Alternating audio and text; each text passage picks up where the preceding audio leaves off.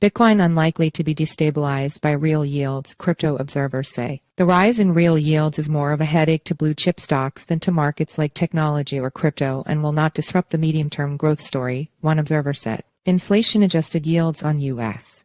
government bonds are rising after a nearly three-quarter lull, which has led to renewed risk-taking in all corners of financial markets. The uptick in the bond yield, also known as real yield, has some observers worried about potential risk aversion in stocks and the broader financial market. Some crypto observers, however, expect Bitcoin, BTC, and digital assets in general to stay resilient. The 5-year real yield rose to nearly 2% last week, topping the September 2022 high of 1.92% to hit the highest since late 2008, according to data tracked by TradingView. At 1.6%, the 10-year yield is just 11 basis points short of probing levels last seen in 2009. Meanwhile, the 2-year real yield has reached 3%, the highest in at least 10 years. Rising real rates can put the brakes on economic growth and reduce the incentive to invest in risky or zero-yielding assets like Bitcoin and gold. Bitcoin and Wall Street's tech-heavy index Nasdaq have historically moved in the opposite direction of real yields. The latest spike in real yields is problematic for stocks rather than for digital assets, according to crypto banking firm BCB Group's head of OTC trading Richard Usher. Real yields are an issue with a return in a 1-year bond yielding 6%.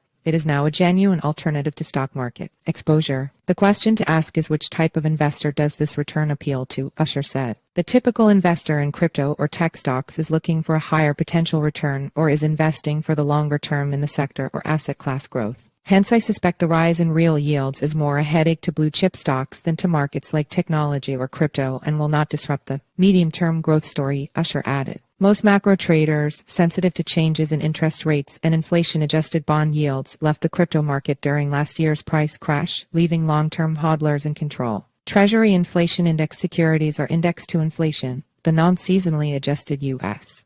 City Average All Items Consumer Price Index for all urban consumers. The Bureau of Labor Statistics publishes the data. The 5-year real yield has broken out of a 9-month consolidation pattern, signaling a continuation of the rally from December 2021 lows. So far, Bitcoin and Nasdaq have ignored the uptick in the real yield. Both assets took a beating in the first half of 2022 as a prolonged period of unconventional negative real yields, which supported rampant risk-taking and capital misallocation, ended with central banks resorting to the fastest pace of liquidity tightening in decades. Market mood improved after the uptrend in the real yield stalled in Q4 2022. Per Ben Lilly, a crypto economist at Jarvis Labs, the increasing real borrowing costs may actually bring more capital to productive sectors like blockchain over the long run. It just speaks to the normalization of the cost of capital. Many tend to lean into the narrative of crypto when things get bumpy, and that's fine. I like to view crypto as a way to boost productivity. And when we look at the cost of capital being normalized, capital can start to be allocated to things that will bring higher productivity in the years to come, Lilly told CoinDesk.